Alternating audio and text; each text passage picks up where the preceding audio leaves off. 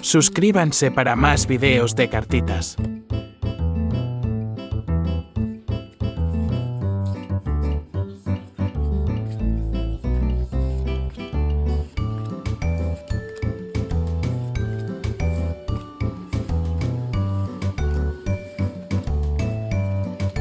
Y tenemos un jictacito.